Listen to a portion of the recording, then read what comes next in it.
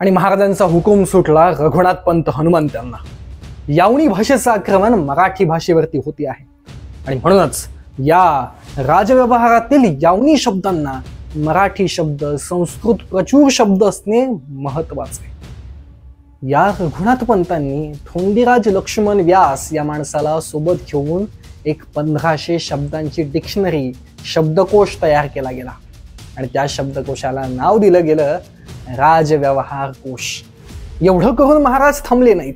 याही पुढे जाऊन महाराजांचे चिठ्ठी नविष्टन अर्थात बाळाजी आवजे चिटणीस यांना बोलावून धाडलं गेलं आणि आतापर्यंतचे जे जे पत्र फारसी भाषेमध्ये लिहिल्या जात होते त्या सगळ्या पत्रांचे मायने शिवछत्रपतींनी मराठी भाषेत लिहायला लावले आणि फारसी भाषेमध्ये जाणारी पत्र शिवाजी महाराजांच्या राज्याभिषेकानंतर मराठी भाषेमध्ये जायला लागली। आज मराठीवरती होणारं आक्रमण पाहिल्यानंतर मराठीला राजभाषेचा दर्जा देणारा हा आपला राजा आठवल्याशिवाय राहत नाही।